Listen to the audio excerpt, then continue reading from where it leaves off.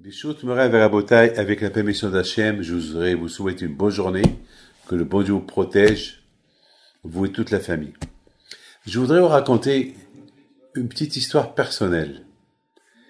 Et lorsque j'étais à New York, ma femme, elle a toujours l'habitude d'aller pèleriner le rabbi de Satmar à Monroe et le rabbi de Lubavitch.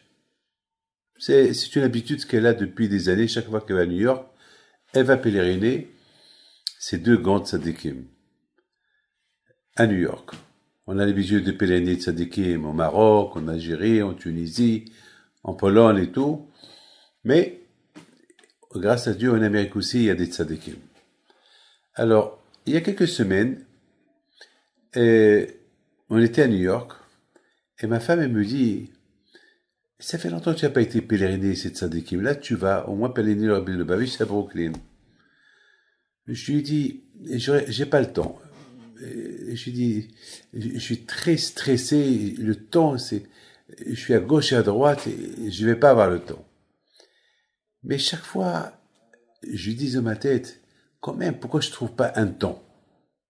Il y a toujours, si on veut trouver le temps, on le trouve. Sinon qu'on limite le temps. Mais le temps, vous savez que il y a des mitzvot qu'on peut pas rater leur temps. Si, par exemple, la Kriyat Shema le matin, il y a jusqu'à quelle heure on peut faire Kriyat Shema, après, c'est fini. On a perdu la mitzvah de faire Kriyat Shema. Et c'est une mitzvah de faire Kriyat Shema à chaque matin. Donc, de ma tête, j'ai dit, il faut que je trouve le temps. Mais j'ai calculé vraiment, j'avais pas le temps. Mais Bémet, beaucoup des fois, si on veut, on peut trouver. Le calendrier, il n'est pas limité. Il est illimité. Tout d'abord, il faut savoir donner des priorités à des choses. Il y a beaucoup de choses qui ne sont pas prioritaires et on leur donne le temps. Et les choses qui sont vraiment prioritaires, on ne leur donne pas le temps.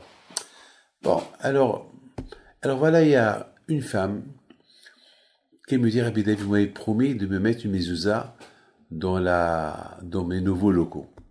Et cette femme-là, elle habite très très loin de la yeshiva de Manhattan. Et puis je lui dis, tu sais, le seul temps que j'ai, c'est dimanche matin à 6 heures du matin. C'est-à-dire que je quitte la yeshiva à 5 heures du matin, je vais être là, je vais être chez vous à 6 heures du matin. Il m'a dit, alors, Rabbi David, je vous attends à 6 heures du matin. Alors, toute la famille sera présente et merci beaucoup, merci beaucoup. Je me lève dimanche matin, à 5 heures du matin. Il pleuvait à torrent. Et on est parti chez cette femme-là. Et de ma tête, je me suis dit, comment? Pour cette femme-là, j'ai trouvé le temps à 6 heures du matin, à 5 heures du matin. Et pourtant, hier soir, samedi soir, j'ai fait Melavé Malka à Inglewood, jusqu'à 1 heure du matin. J'ai dormi que quelques heures et je trouve le temps pour cette femme. Parce qu'elle t'a donné un chèque. Et pour le rabbi de Lubavitch, que lui, son zéro, elle est grande, tu trouves pas le temps pour lui. Alors je me suis dit, bon, comment je vais faire? Chez cette femme-là, je vais rester longtemps. Alors j'ai dit, bon, Dieu est grand. Que Hachem m'aide pour que je trouve un temps pour aller pèleriner le rabbi de Lubavitch. Qu'est-ce qui se passe? Il se passe qu'on arrive chez la femme-là en question à 6h moins quart. Et voilà. Il n'y avait personne dans l'usine. Dans les bureaux, par exemple, il n'y avait personne. Il n'y avait que la femme, elle, en personne, avec son frère. Donc, j'ai passé à mes mezouza, j'ai béni le groupe. Ça a pris 5 minutes. À 6h05, j'ai terminé parce qu'il n'y avait personne. Alors, j'ai dit, bon, Hachem, voilà, maintenant, je peux aller pèleriner le rabbi de Lubavitch. Et on est arrivé chez le rabbi de Lubavitch à 7h moins quart. On est resté là-bas un quart d'heure, on est rentré à la yeshiva. À 7h30, tout était fini déjà. Pourquoi je raconte cette histoire-là? Alors, j'ai gagné 2 choses.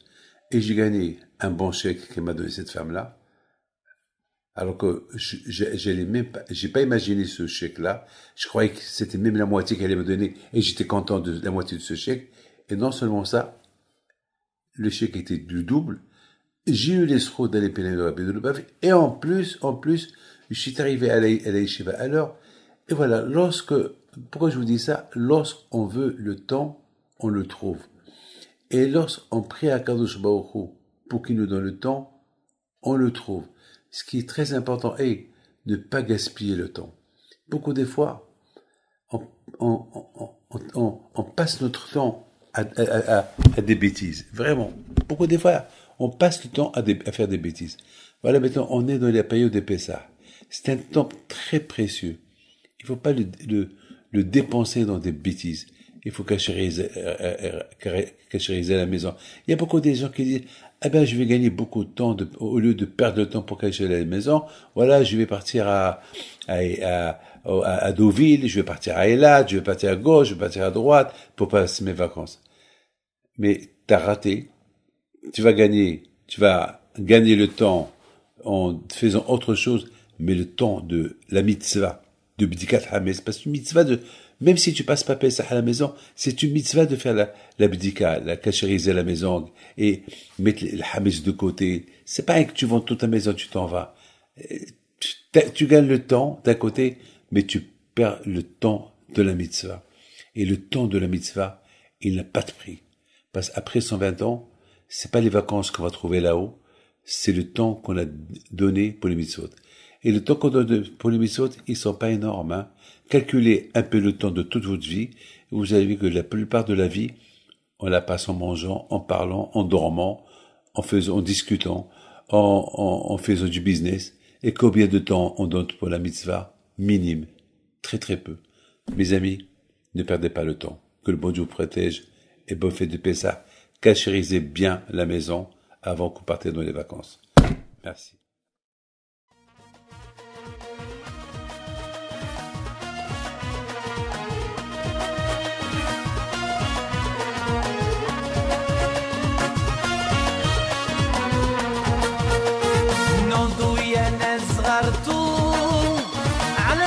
حي بنتو وقف لنا زي خوتو يا وز خوتو